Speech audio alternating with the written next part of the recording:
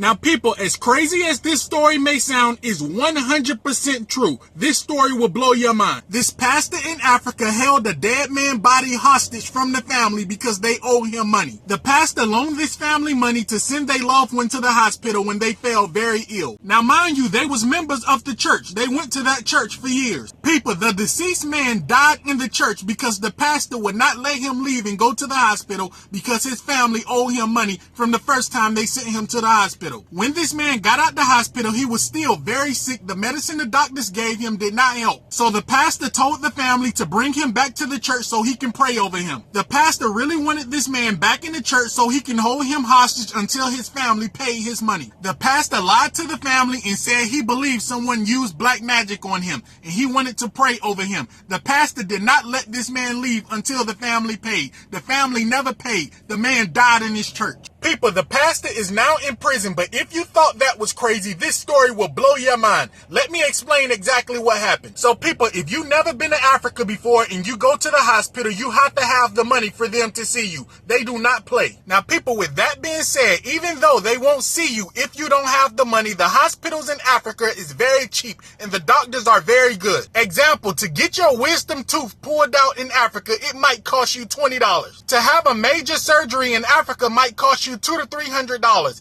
It might cost you $20,000 to $25,000 in America. So this pastor paid roughly $50 to $100 to send this man to the hospital, and he wanted his money back. When this pastor would not let this man leave the church, they went and got law enforcement involved, but it was too late. The man already died. He was very sick. Now people, that pastor was arrested and he was charged with taking that man's life. Now people, fast forward 5 months down the road, they was about to have a funeral and put this man to rest. Now you may be thinking 5 months down the road, that doesn't make any sense. Yes, in some African countries, it takes that long for them to bury you. So people, pretty much what they do is when you die, they put your body in the freezer and they gather up money until they're able to afford a funeral. Now people, what I'm about to tell you next will make your mouth drop to the floor, and God is my witness. This is 100% true. People, when they had this man's funeral and everyone was looking at the body in the casket for the last time, a company came to repossess the casket. Wherever this family got this casket from, they did not pay the company, just like they did not pay the pastor. So this family obviously have a reputation of not paying people.